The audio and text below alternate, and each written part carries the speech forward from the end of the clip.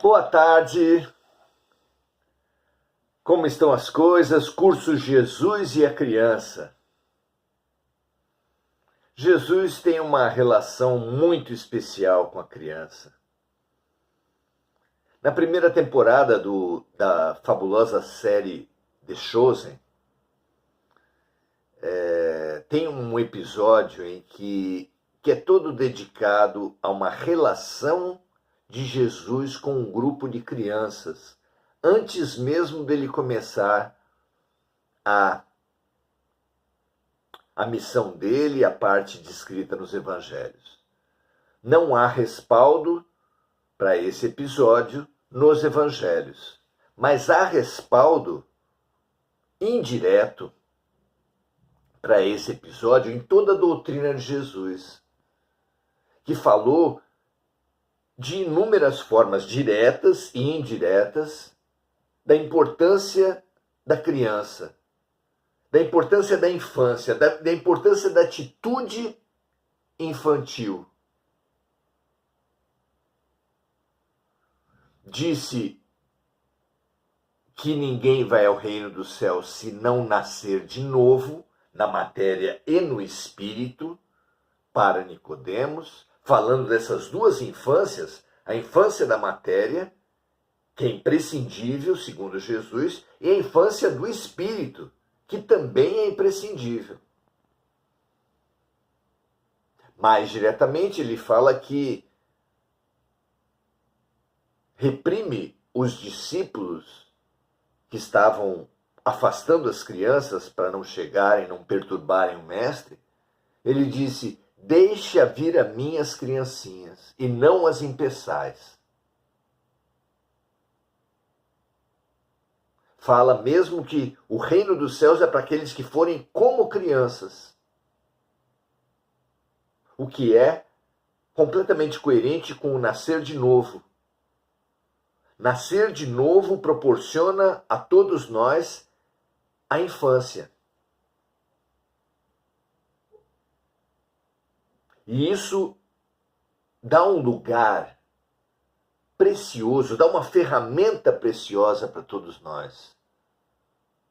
Sim, Jesus é o nosso modelo e guia, mas quando o mestre coloca na nossa como referência, como ferramenta de evolução, um período de vida que nós já vivemos, todos nós já fomos criança,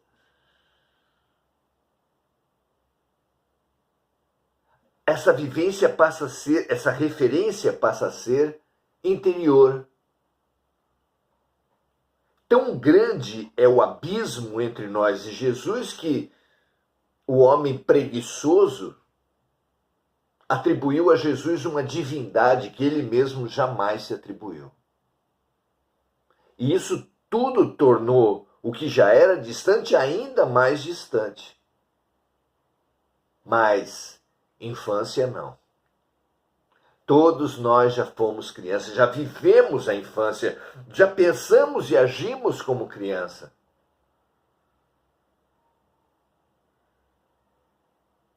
É um modelo muito mais próximo. Mais que próximo, é um modelo já vivido. Já vivido. Então é precioso que nós assumamos esse modelo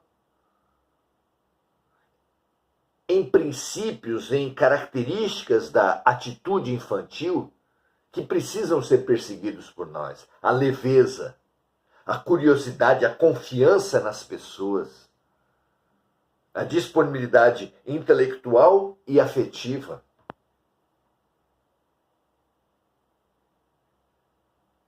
São realmente características, conquistas, ferramentas fundamentais para a evolução. A criança errou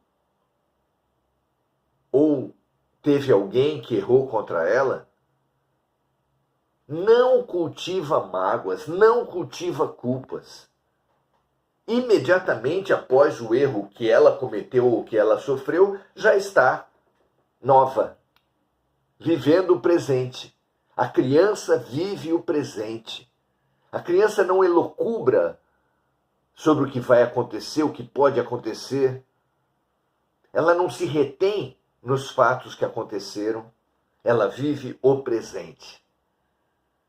E essa ferramenta da infância e do presente, que são sinônimos, são preciosas para nós, livres das nossas amarras de passado e futuro, podermos viver o que a lei de atração, o que Deus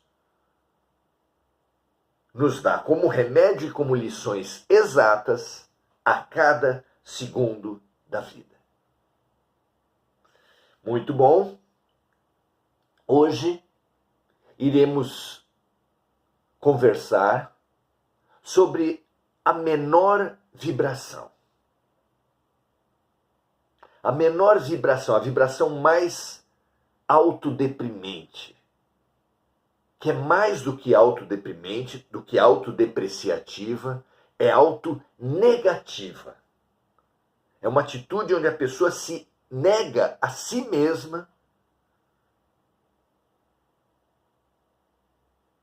não apenas em termos de valor, mas em termos de amor.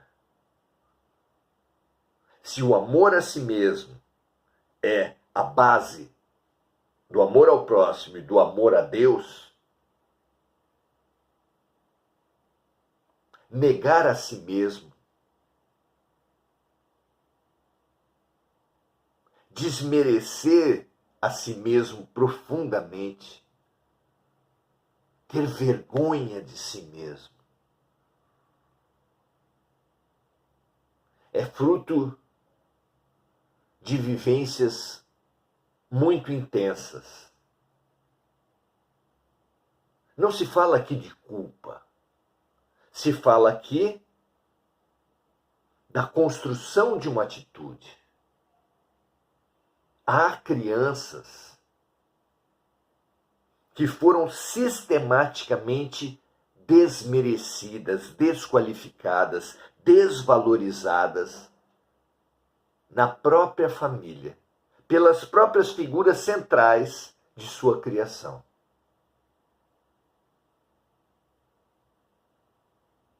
As violências, as negligências, os abandonos pontuais são praticamente universais. Todos já vivemos, ou pelo menos sentimos que vivemos, situações como essas na infância. Mas há algumas crianças que foram agredidas, que foram negligenciadas, que foram abandonadas sistematicamente na infância. Disso resulta uma vergonha, um autodesmerecimento tão profundos que bloqueiam, atrapalham a vida toda. Puxa, então não tem jeito, a pessoa fica amarrada? Aparentemente sim. Mas quando ampliamos o ponto de vista para a perspectiva espiritual, torna-se muito interessante. Porque pelo efeito se supõe a causa.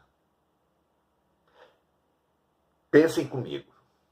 Se todas as lições são exatas na escola perfeita de Deus, se todos os remédios são exatos no hospital perfeito de Deus, por que Deus mandaria um remédio tão intenso quanto os maus tratos, ou seja, a violência, a negligência e o abandono infantis, ainda na primeira infância? Por que Deus permitiria isso? Desculpe.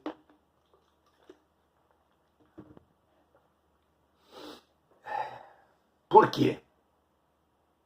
Para ter um efeito como esse, que causa poderia ter gerado esse remédio? num movimento pendular,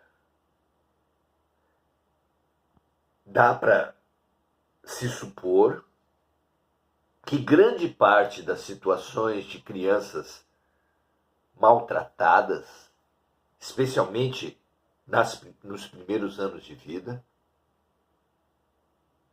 são remédios intensos para espíritos que em outras vidas se embriagaram de si mesmas. Sim, o orgulho e o egoísmo é a origem de todos os males para toda a humanidade. Mas há espíritos, especialmente embriagados consigo mesmos, que chegam ao ponto de humilhar, diminuir, negligenciar, violentar e abandonar seus próprios filhos, sobrinhos, netos. Os mais apressados aqui podem estar pensando, então a pessoa é violentada, negligenciada e abusada na infância, porque violentou, negligenciou e abandonou outras crianças. É a volta, é Deus punindo. Não. Por mais enraizada que esteja nas nossas mentes, na nossa cultura religiosa, não existe esse Deus punidor. A reencarnação, a lei de causa e efeito, o karma, não é uma punição de Deus, porque a punição por si não melhora nada. O que nos expande é a empatia, a compaixão, o colocar-se no lugar do outro. E quando não fazemos isso, no caso concreto, com uma criança que está aos nossos cuidados, pela boa vontade, pela empatia, pelo instinto familiar, pelo amor, somos levados a essa posição pela dor, ou seja, somos colocados no lugar do outro a quem prejudicamos para expandir o nosso ponto de vista. Como um branco racista pode renascer negro, como um explorador rico pode renascer pobre, como uma pessoa, um general de uma nacionalidade que destruiu a nacionalidade inimiga pode renascer nessa nacionalidade inimiga. É tudo para ampliar o ponto de vista, porque o homem que se coloca como sexo forte, o branco que se coloca como raça superior, empobrece demais a vida. E Deus não vai assistir esse autoempobrecimento brutal sem fazer nada. Pela reencarnação, ele nos coloca na posição que a nossa ignorância, que a nossa violência desmereceu, para que nós percebamos a riqueza da outra cultura, a riqueza da outra classe social, a riqueza da outra raça. E assim, expandir aquilo que era estreiteza.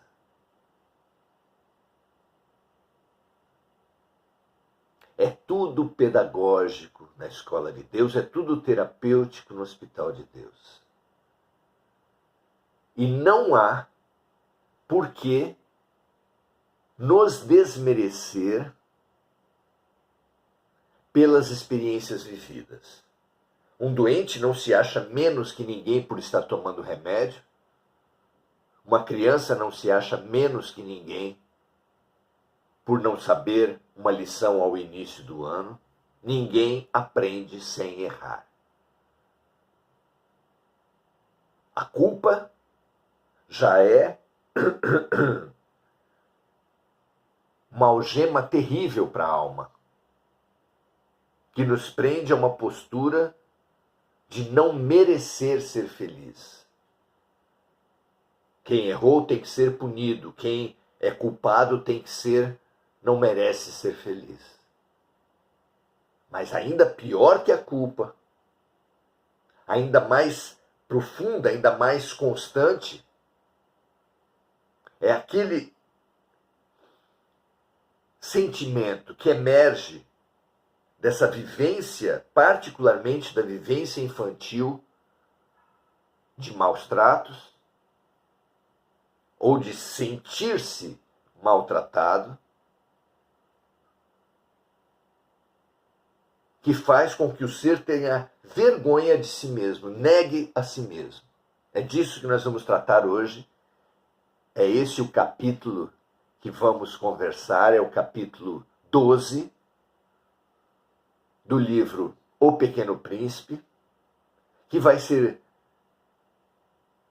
estudado aqui à luz do Evangelho, como todo livro Entre o Pequeno e o Grande Príncipe, que veio através do nosso trabalho, do nosso estudo sobre o livro Pequeno Príncipe à luz do Evangelho. Certamente, eu senti isso com uma forte inspiração do alto. O livro está à sua disposição. Toda a renda dos nossos livros é endereçada a projetos sociais. Se você quiser, manifeste-se aqui no Face mesmo, ou nos comentários do YouTube, do vídeo do YouTube, e nós veremos um jeito de chegar à sua mão.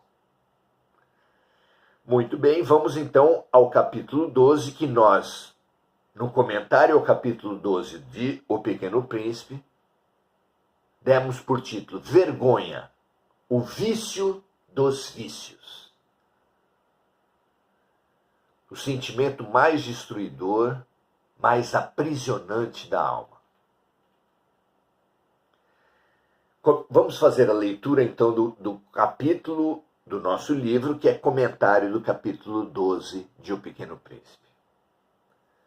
No asteroide seguinte, lembramos aqui que o Pequeno Príncipe narra que ele tinha saído do seu asteroide porque estava sendo tomado por baobás, árvores gigantes, cujas raízes enormes ameaçavam rachar o planeta no meio. E foi viajar pelo universo. Foi passando por uma região de asteroides, astros muito pequenos, como satélites minúsculos, que eram habitados por apenas uma pessoa. Já tinha passado por um rei, que simbolizava o orgulho e o egoísmo, já tinha visitado um vaidoso, que entendia que todos que chegaram eram seus admiradores, e agora, no asteroide seguinte, havia um bêbado. O bêbado, simbolizando aqui essa multidão de viciada que existe na Terra.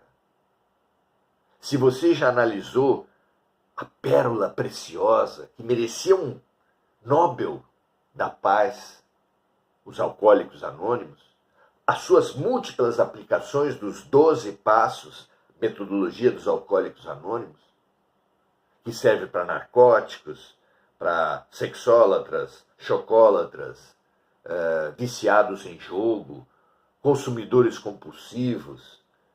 Há um grupo chamado Mulheres que Amam Demais, que usam os 12 passos. É fantástico e é impressionante a quantidade de atividades que são transformadas pelas pessoas em vícios. E o vício dos vícios é a vergonha. Vejamos então o que diz o capítulo, nosso comentário sobre o capítulo 12. No asteroide seguinte havia um bêbado. A visita foi curta, mas mergulhou o príncipezinho em profundo desânimo. Há na humanidade uma multidão de pessoas que, querendo viver intensamente, só conseguem viver pouco. Um desperdício. Adicionam sentidos que subtraem sentidos. Vivendo para ilusória alegria do álcool, para ilusória euforia das drogas, para ilusória sensação de preenchimento da comida ingerida compulsivamente, para a ilusória sensação de vitória dos jogos de azar, dos jogos, dos videogames, jogos de todo tipo. São muitas as ilusões de valorização que algumas pessoas buscam. E por que as pessoas ficam tão obcecadas pela autovalorização? Vamos ver aqui. Essas pessoas adicionam sentidos que subtraem sentido. Encurtam suas vidas voluntariamente, deixando atrás de si um rastro de tristeza e desperdício. Que fazes aí? Perguntou o pequeno ao bêbado, silenciosamente instalado diante de uma coleção de garrafas vazias e uma coleção de garrafas cheias.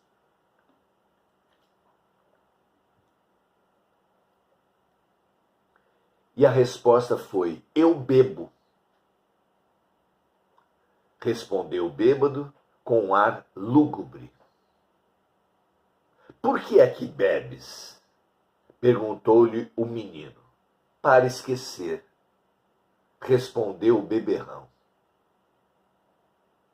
Esquecer o quê? Indagou o príncipezinho, que já começava a sentir pena. Esquecer que eu tenho vergonha, confessou o bêbado, abaixando a cabeça. Vergonha de quê? Carência, como já vimos, vem de nossa sensação de fraqueza e gera medo. Muitos de nós construíram dentro de si uma sensação de fraqueza, que gera um medo onipresente, um medo que rege as nossas atitudes. Medo é nossa herança. Dos animais recebemos o instinto, cuja base é o medo de morrer, que no homem às vezes vira medo de viver.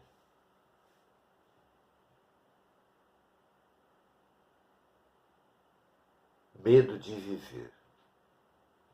O medo deixa de ser objetivo quando ele é muito útil. O medo de atravessar a rua é um medo objetivo porque efetivamente podemos ser mortos, podemos ser atropelados. O medo de fazer qualquer atividade de risco é extremamente útil porque nos faz cuidar, zelar, gera adrenalina, nos dá energia para reagir e evitar nossa morte. É um medo objetivo, mas às vezes esse medo se subjetiva e ele se descola de qualquer fator, entrando no campo não do que é, mas do que pode ser.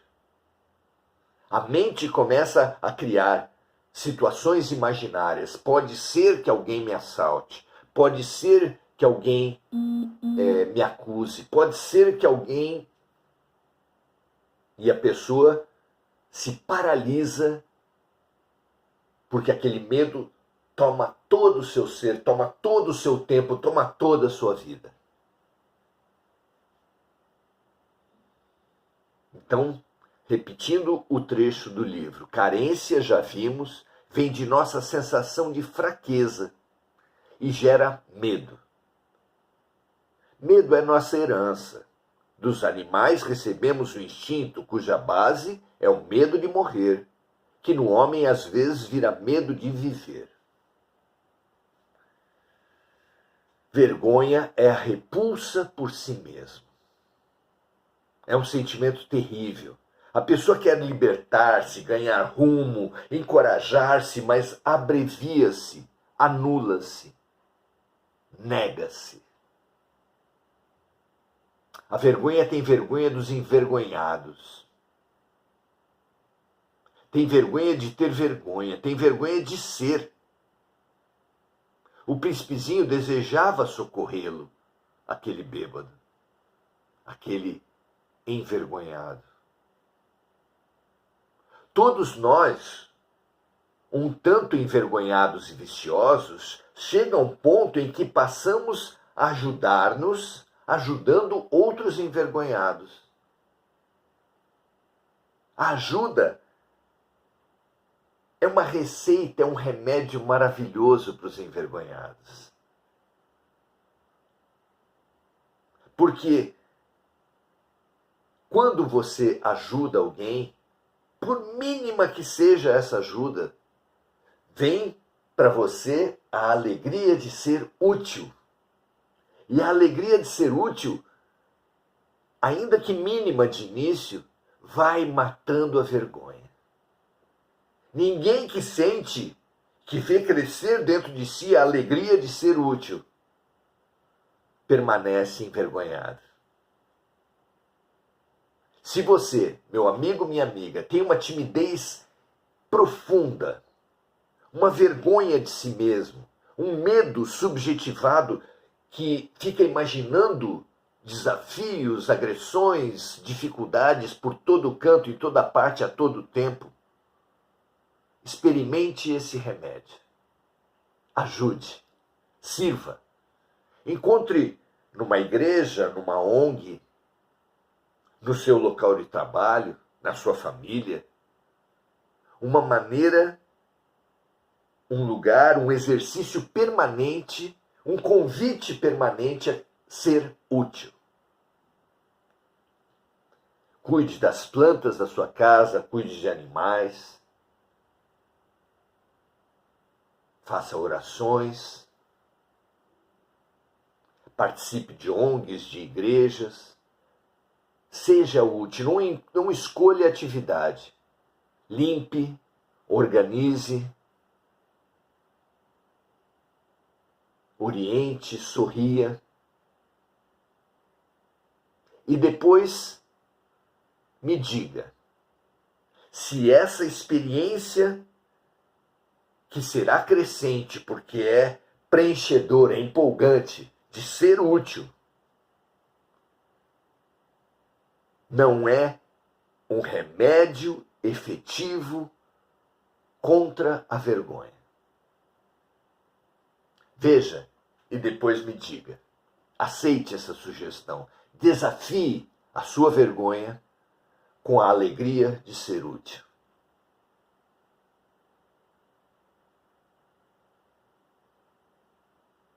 Porque a vergonha é a repulsa por si mesma, é um sentimento terrível. A pessoa quer libertar-se, ganhar rumo, encorajar-se, mas abrevia-se, anula-se, nega-se. A vergonha tem vergonha dos envergonhados, tem vergonha de ter vergonha, tem vergonha de ser. Uma música linda que fala que o medo de amar é o medo de ser, de Beto Guedes. O príncipezinho desejava socorrê-lo. Todos nós, um tanto envergonhados e viciosos, chegamos a um ponto em que passamos a ajudar-nos, ajudando outros envergonhados. Como se no fundo soubéssemos a prescrição de saúde integral. É dando que se recebe, é perdoando que se é perdoado, é ajudando na transformação dos outros que nos transformamos. Porque a verdade é que um viciado só avança em sua cura quando ajuda outros viciados. Esse é o 12º passo dos Alcoólicos Anônimos. Ajudando os outros, que eu consolido o meu avanço, a minha cura. Porque depois de reconhecer, é preciso conhecer e praticar o bem. É a trilogia básica da nossa evolução. Conhecimento, autoconhecimento e prática do bem. Estude a vergonha, estude o medo cronificado. Conecte esse estudo a si mesmo. Faça do estudo fora uma reflexão para o estudo dentro. E pratique o bem. É uma trilogia invencível. maravilhosa.